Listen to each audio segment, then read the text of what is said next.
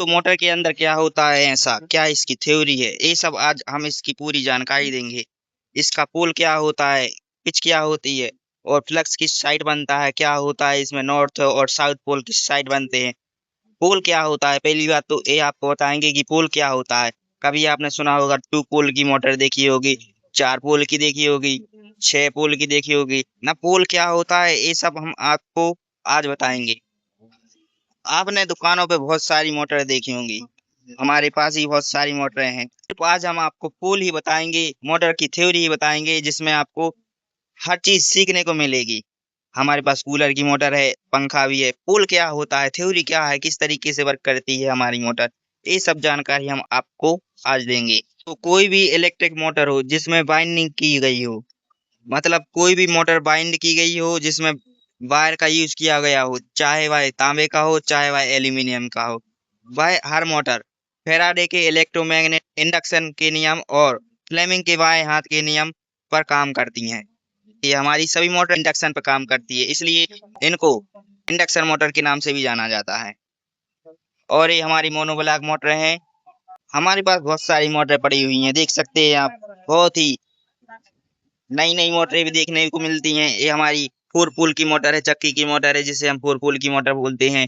और पोल किस तरीके के होते हैं, कहाँ पर पोल होता है, और कॉइल किस तरीके से होती है और क्या होती है, सेट किस तरीके का होता है इसमें, ये सब जानकारी हम आपको आज देंगे। सबसे पहले समझते हैं हम 2 पोल की अपनी मोटर। पोल की मोटर हमारी 2 फेज की और सिंगल फेज की रहती है। इसमें पोल कहाँ रहती है, पोल क्या है, आपको पता होगा। ये रनिंग कॉइल है, स्टार्टिंग कॉइल है।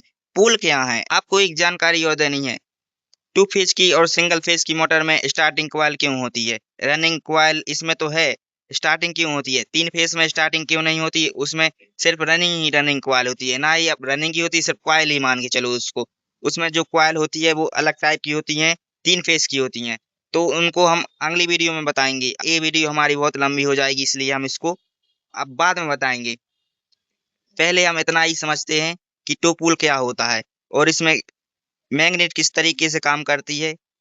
मान लीजिए यह हमारी एक चुंबक है, जिस पर एन पोल और एस पोल दिए गए हैं। एन पोल जो होता है नॉर्थ होता है, एस पोल होता है साउथ होता है।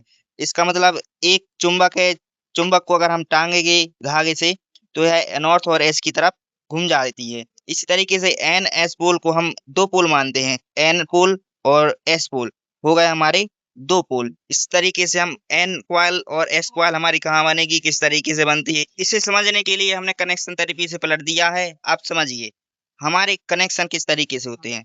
स्टार्टिंग में हमने ये पतली स्लीव डाली है और रनिंग में हमने मोटी स्लीव डाली है। स्टार्टिंग में हमने दोनों में पतली स्लीव और दोनों में मोटी स्लीव।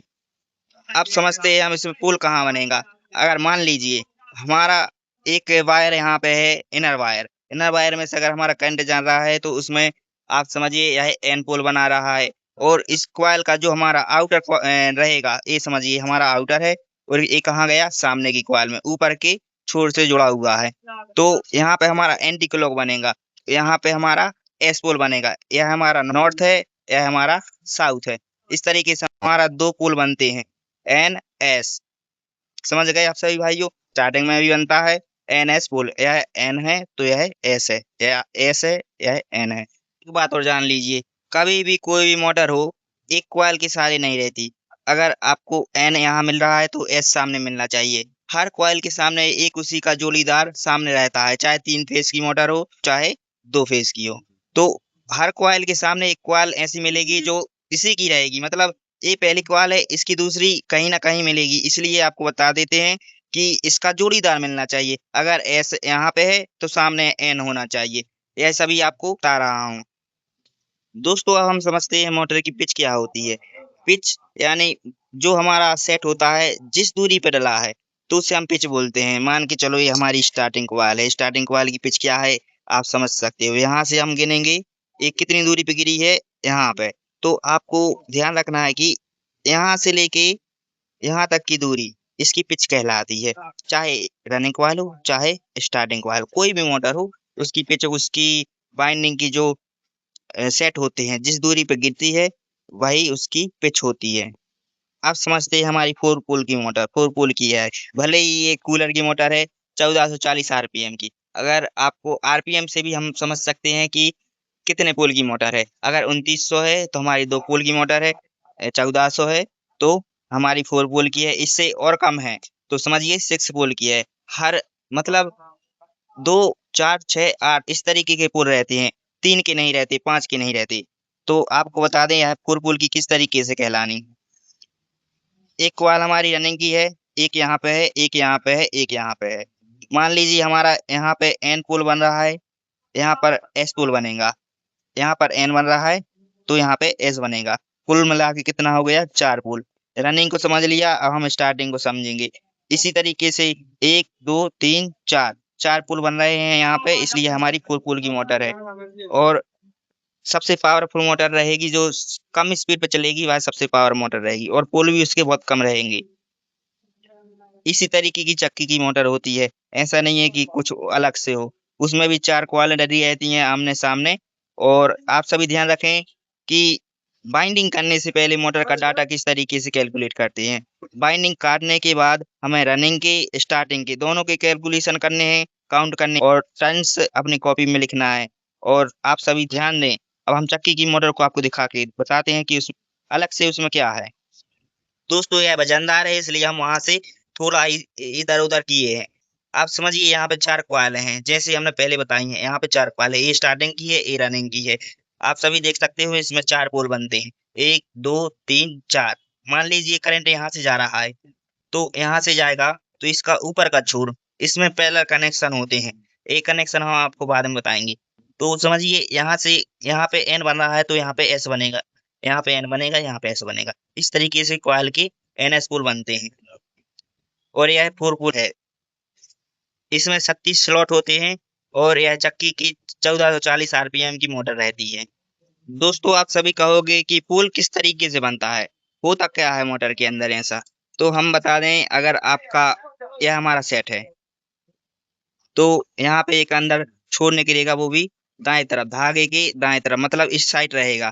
इस साइड से अंदर जाएगा, इस साइड से इस तरीके से अंदर जाते हुए ऐसा फेरा लेगा। तो यहाँ पे हमारा यहाँ से जाएगा करंट। तो समझिए यहाँ आपने एन पोल माना, समझ गए आप सभी। तो आपको सबसे ऊपर की लास्ट की कॉइल में एक छोर और मिलेगा, तो उसका छोर जहाँ रहता है यह हमारा सामने की कॉइल की ऊपर की कॉइल से कनेक्ट रहता है। और यहाँ पे किस साइड से जा रहा था? इस साइड से। तो यहाँ पे किस साइड से बनेगा? इस साइड से, मतलब एंटी क्लॉक रहेगा। तो यहाँ से छोर निकला है, यहाँ पे इस साइड से निकला है तो यहाँ पे इस साइड से निकलेगा, मतलब इस साइड से निकलेगा इस साइड पे, तो एंटी क्लॉक बनेगा। यहाँ पे एस बनेगा, यहाँ पे एन बनेगा। और आज हम बाइंड करेंगे इसको। बाइंड करने की फुल वीडियो आपको अगली वीडियो में मिलेगी।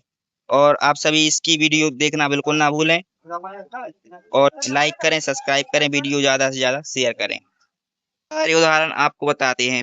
2 पोल की मोटर कौन कौन होती है। ये देखिए हमारी 2 पोल की मोटर है। और आप हमारे पास है पनडुब्बी मोटर है, ये भी हमारी 2 पोल की मोटर है। दोनों हमारी 2 पोल की मोटर है। 1, 2 2 पोल की हमारी मोटर है। आप सभी इसमें भी देखिए, ये हमारी 2 पोल की है, ये भी हमारी 2 पोल की ही है। और मोटर का बाइंडिंग तरीका अलग अलग होता है, पर मोटर किस प्रकार की है, 2 फेज की है, 3 फेज की है, इस सब पे डिपेंड करता है। और आरपीएम कितने हैं, इस सब पे डिपेंड करता है। और आप सभी ध्यान दें कि ये हमारी 2900 आरपीएम की मोटर है। यह हमारी किसान भाइयों की है, इसे मोनोब्लॉक कहते हैं। 2900 आरपीएम पे जो चलेगी मोटर हमारी 2 पोल की रहेगी। ये देखिए हमारे पास छोटी मोटर भी मिलेगी, पनडुब्बी। यह आपको 2 पोल की दिख रही है, 1 और 2। ऐसा नहीं है कि इसमें हम सारे पोल क्वाइलों को गिन लें और कहें यह हमारी 4 पोल की है। नहीं, आमने सामने की क्वाइल 2 पोल माने जाते हैं, 1 पोल और 2 पोल, एन और एस पोल। आज हमने आपको बताया पोल क्या होता है, 4 पोल क्या होता है, 2 पोल क्या होता है। और हमने जो थ्योरिकल आपने पढ़ा होगा उसे हमने प्रैक्टिकल करके आपको दिखाया है और प्रैक्टिकली आपको बताया है। तो आप सभी ध्यान दें कि पिच और पोल काउंट करना बहुत ही जरूरी होता है। बाइंडिंग के क्षेत्र में ऐसा भी डाटा निकालना, मोटर का डाटा क्या होता है, कैसे निकालें, सबका डाटा एक ही तरीके का होता है निकालना। मतलब हमारी ये कंपनी की मोटर है, इसे हम काटेंगे, इसकी टर्न गिनेंगे, गेज क्या है, पिच क्या है, ये सभी हम अपने नोट डायरी में लिख के हम उसका डाटा निकाल के रखते हैं। ऐसा नहीं है कि आपको अलग से कोई यूट्यूबर बताए कि इस तरीके से वायर डालो, ये वायर डालो, वो वायर डालो। डिसाइड भाई कोई यूट्यूबर नहीं करता, डिसाइड कंपनी करती है। कंपनी में रहे हमारे बड़े बड़े इंजीनियर। ऐसा तो है नहीं कि छोटे मोटे इंजीनियर रहेंगे, हमारे बड़े बड़े इंजीनियर रहेंगे, उन्हीं का डाटा ही तो यूज करेंगे मोटर में। ऐसा थोड़ी है कोई यूट्यूबर बता दे और कोई ऐसा बता दे कि फार्मूला कैसे निकाल दे। फार्मूला भाई इसका होता है, पर उसकी तरफ मत जाइए, क्योंकि फार्मूला आपको पता करने के लिए बहुत समय लगेगा, साल 2 साल तो उसका फार्मूला कैसे निकालते हैं मोटर का, सब ढांचा कैसे बना होता है, स्टेटर किस साइड किस तरीके का है, कितने एमएम का है, चौड़ा कितना है, लंबा कितना है, ये सभी ध्यान में रख के इसका डाटा बनाया जाता है। और रोटर कितना पावरफुल है, रोटर भी, रोटर की फ्रिक्वेंसी हर चीज से उसकी पता करके इसकी बाइंडिंग की जाती है। तो आप इस पे ध्यान ही ना दे तो अच्छा है, क्योंकि इसे एक कंपनी में बनाया गया है जहाँ पे हजारों इंजीनियर काम कर रहे हैं। तो इसी का डाटा हमें इसी में डालना है, मतलब जो इसमें से निकला वही हमें इसमें डालना है। बस आपको प्रैक्टिस होनी चाहिए कॉइल डालने की। अब भाइयों कॉइल डालना सीखिए, किस तरीके से फिनिशिंग आनी चाहिए, एक्यूरेसी आनी चाहिए, कॉइल डालते समय कॉइल में जो वायर रहता है उसमें कोई डैमेज ना हो, ये सब ध्यान में रखना है। बाकी कुछ नहीं होता है मोटर बाइंडिंग में, बस एक चीज होता है वो है डर। आप सभी को डर लगता है, और हमें भी एक समय डर लगता था जब हम बाइंडिंग सीख रहे थे, तब हमें डर लगता था कि हमसे कोई गलती ना हो जाए। होती भी है गलती, सबसे होती है दोस्तों, पर करने से सब सीख मिलती है और नई नई टेक्नोलॉजी हम सीखते हैं। सीखने के लिए हमें बहुत सब सावधानी रखनी पड़ती है, बहुत ही ध्यान से करना पड़ता है सभी चीज। और सभी को बता दें, बाइंडिंग के क्षेत्र में भाई पैसा तो अच्छा है, पर आपको मेहनत की जरूरत है, और मेहनत आप कर सकते हो। और आपको बता दें, हर सीजन का काम नहीं है, अब हर सीजन में आपको मोटर बाइंडिंग का काम मिलता है।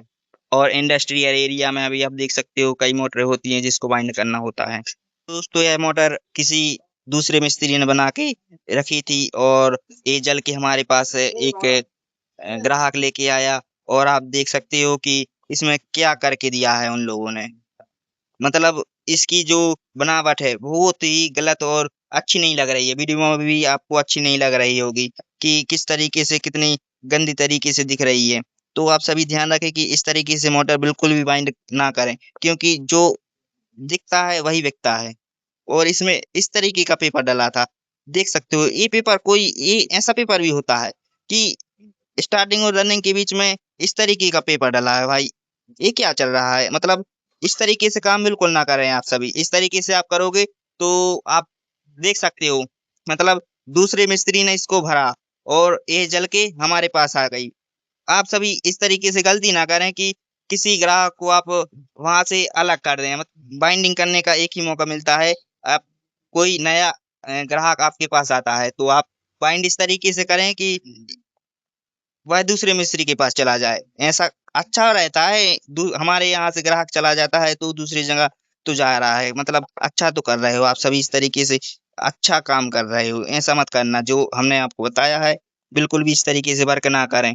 और इसकी सजावट बनावट सब कुछ अच्छे से करनी है, और जितना हम इसको अच्छा काम करके देंगे तो मोटर बहुत ही समय तक चलेगी। और यह सबसे बेस्ट कंपनी की मोटर है CRI, आप सभी देख सकते हो CRI की मोटर है।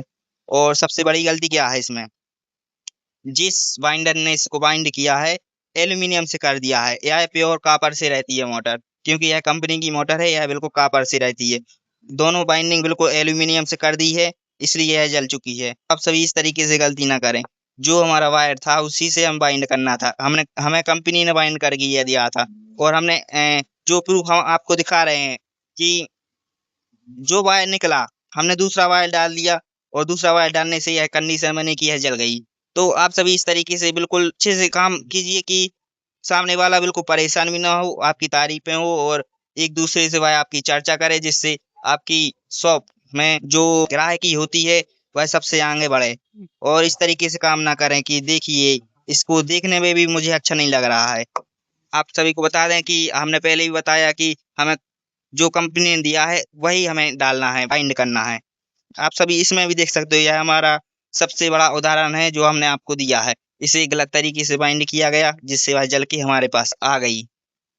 और जिस मिस्त्री के पास ये गई थी, वो ग्राहक अब दोबारा उसके पास नहीं जाएगा चाहे कुछ हो जाए, क्योंकि उसने उसकी मोटर को एक तो पैसे भी लिए होंगे, तो पैसा जहाँ लगता है वहाँ आदमी कभी नहीं जाना चाहता। 1-2 हफ्ते ही नहीं चली होगी और जल के हमारे पास आ गई। इसलिए आप इस तरीके का काम बिल्कुल ना करें तो अच्छा है। और हम आगे बढ़ते हैं अगली वीडियो की तरफ, और आप सभी वीडियो को लाइक शेयर बिल्कुल ना करना भूलें।